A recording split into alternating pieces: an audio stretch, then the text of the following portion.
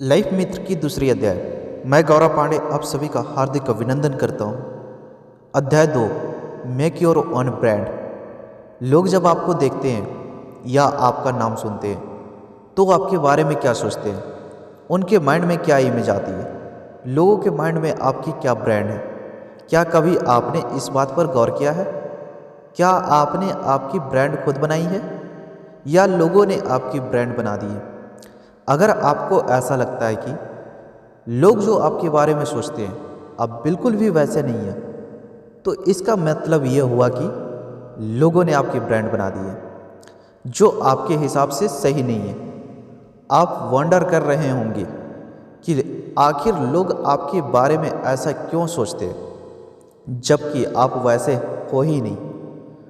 Always remember that, या तो खुद ही अपना ब्रांड बना लो या लोग आपकी ब्रांड बना देंगे।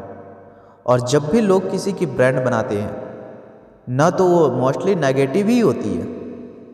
पर क्या आप जानते हैं कि हमारी ब्रांड कैसे बनती है? एक्चुअली हमारा ब्रांड 3 चीज़ों से बनती है। हमारे थॉट्स से, सोच से, हमारी कन्वर्सेशन बातों से, हमारे एक्शन कामों से। मतलब जो हम सोचते हैं, बोलते हैं और करते हैं, लोग उसे ऑब्जर्व करते हैं और उसके बेसिक पर हमारी एक ब्रांड बना देते हैं। लेकिन अगर आप चाहते हो कि लोगों के माइंड में आपकी वैसी ही ब्रांड बने जैसे आप चाहते हो, तो आपको हमेशा खुद को वैसे ही प्रोजेक्ट करना पड़ेगा जैसे आप खुद को शो करना चाहते हो। तो चलिए डिटेल्स में जानते हैं कि ब्रांड होती क्या है, ब्रांड क्या होती है। इसे समझने के लिए मैं आपके साथ कुछ नेम्स शेयर कर रहा हूँ। आपको बताना है कि इन नेम्स को पढ़ने के बाद इनके बारे में आपके माइंड में क्या थॉट्स आते हैं। So let's try. And the name are: number 1 Google, number 2 BMW, Apple, Virat Kohli, Aamir Khan. अगर मैं गलत नहीं हूँ तो गूगल का नाम सुनते ही हमारे माइंड में सबसे पहले यही थॉट्स आता है। गूगल मतलब सर्च इंजन। अगर कुछ भी इंफॉर्मेशन चाहिए तो गूगल है ना। इनडायरेक्टली इंटरनेट का मतलब गूगल, क्योंकि गूगल के बिना हम इंटरनेट की कल्पना भी नहीं कर सकते। एक थॉट यह भी आता है, गूगल मतलब दुनिया की सबसे बड़ी ऑर्गेनाइजेशन, कंपनी। वैसे ही BMW का नाम सुनते ही सबसे पहले हमारे माइंड में एक लग्जरियस और एक्सपेंसिव कार की इमेज आती है। एप्पल के बारे में एक इमेज तो एप्पल फ्रूट यानी सेब की आती है। उसके अलावा एप्पल मतलब आईफोन, मैकबुक या दुनिया की सबसे बड़ी इलेक्ट्रॉनिक्स कंपनी। और एप्पल का सिंबल देखते ही स्टीव जॉब्स की जरूर याद आती है। और क्यों ना आए, एप्पल कंपनी आज जो भी है उनकी वजह से है। वैसे ही विराट कोहली का नाम सुनते ही माइंड में कुछ थॉट्स आते हैं, जैसे world's best cricketer, run machine, chase master, aggressive and last but not least India की most beautiful actress Anushka Sharma का हस्बैंड। आमिर खान का नाम सुनते ही माइंड में पहला थॉट्स आता है, mister perfectionist, one of the best of actor of Bollywood. और वो एक्टर जो अपने कैरेक्टर के लिए अपने लुक और बॉडी को पूरी तरह से ट्रांसफॉर्म कर देता है और सोशल मूवी बनाता है जिसमें समाज के लिए कुछ ना कुछ मैसेज जरूर होता है। तो सिर्फ एक नाम सुनकर या देखकर किसी भी प्रोडक्ट या पर्सन के बारे में हमारे माइंड में जो फर्स्ट थॉट्स या इमेज आती है उसे ही ब्रांड कहते हैं। और ये ब्रांड एक दिन में नहीं बनती, इनको बनाने के में कई साल लग जाते हैं, कई बार पूरी लाइफ लग जाती है।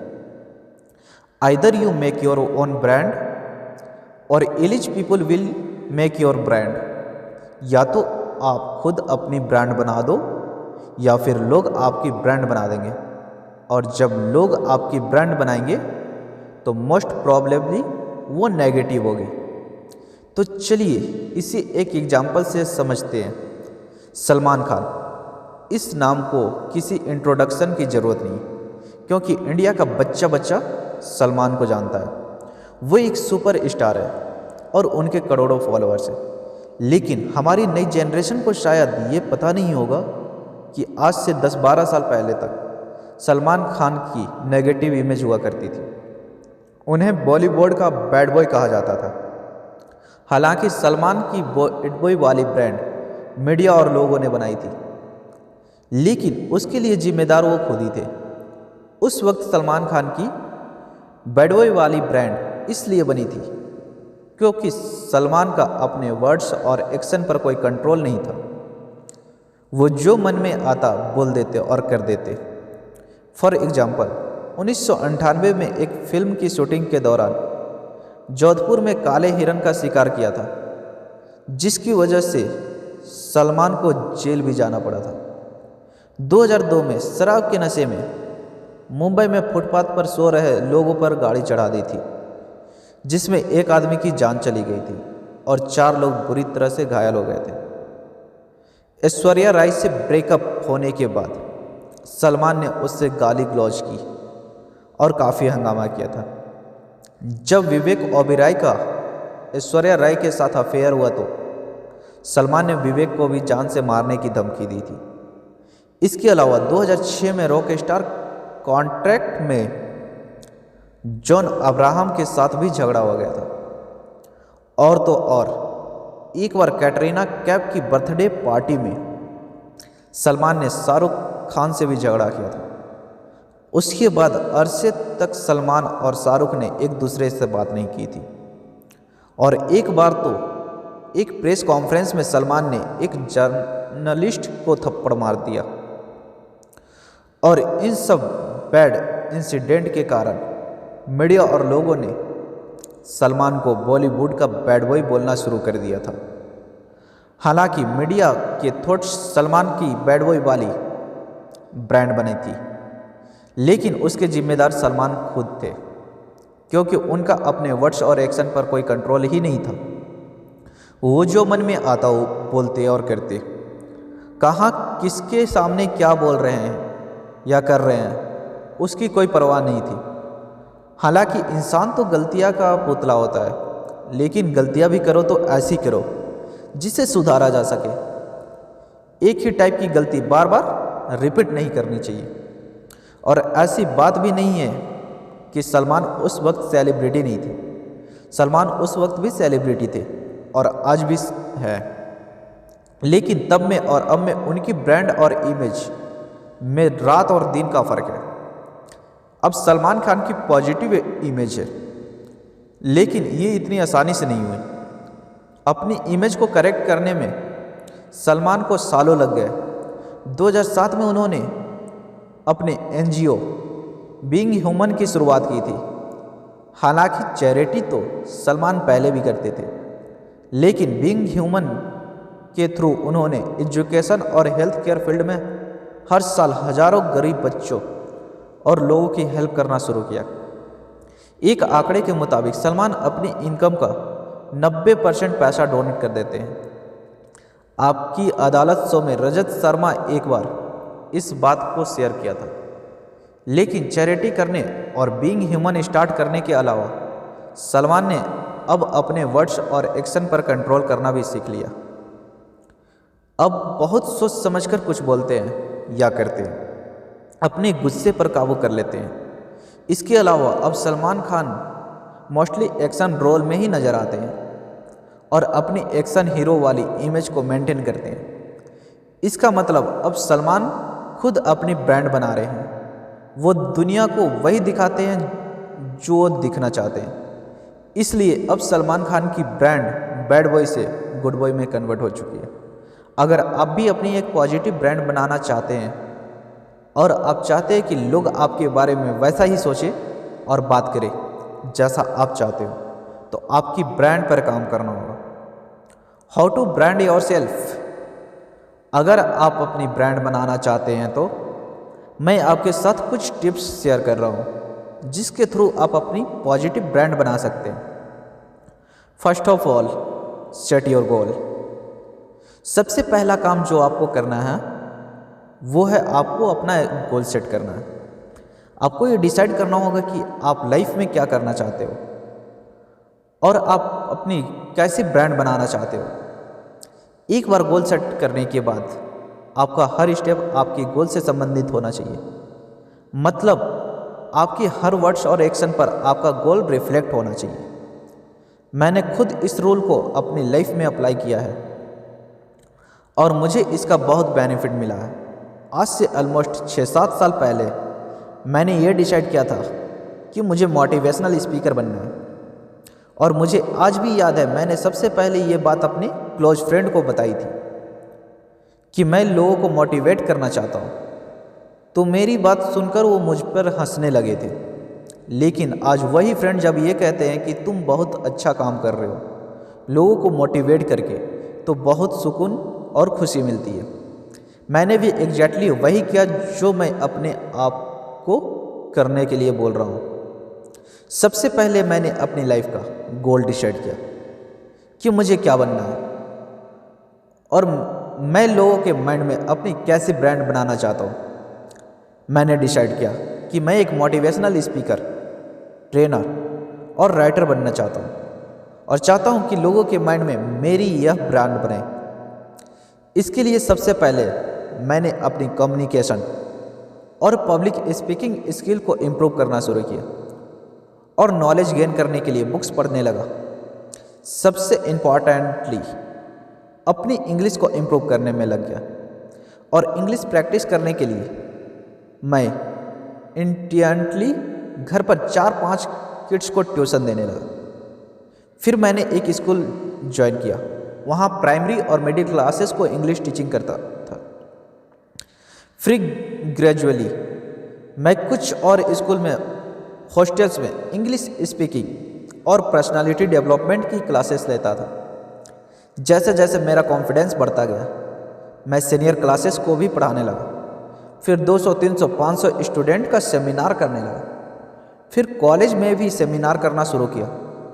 फिर धीरे धीरे कॉर्पोरेट ट्रेनिंग की भी अपॉर्चुनिटी मिलती गई और मैं एक कॉर्पोरेट ट्रेनर बन गया। दूसरा, make social media your brand ambassador.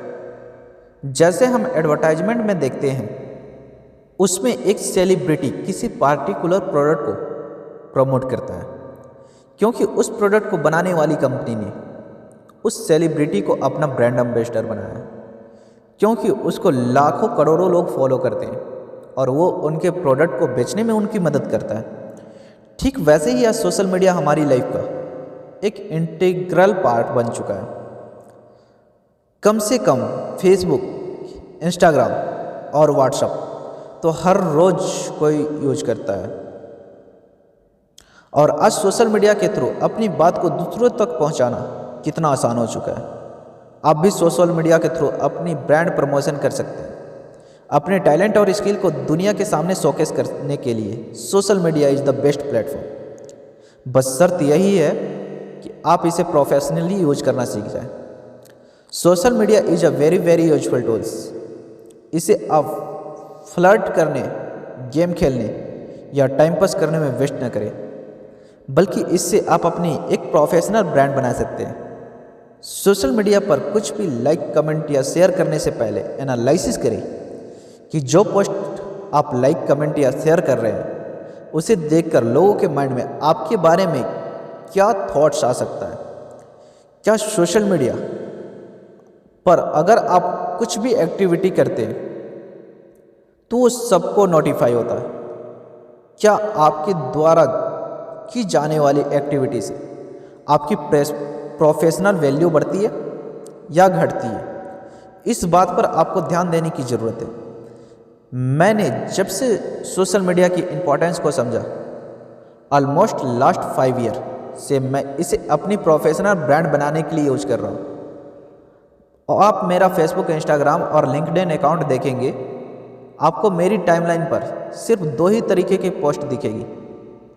एक तो मोटिवेशनल पोस्ट्स और दूसरी मैं जितनी भी ट्रेनिंग्स करता हूँ उन ट्रेनिंग की पिक्चर्स, वीडियोस और कहाँ किस सब्जेक्ट पर ट्रेनिंग कंडक्ट की है उसकी डिटेल्स ज़रूर शेयर करता हूँ। और ये प्रैक्टिस मैं लास्ट 5 ईयर्स से कर रहा हूँ।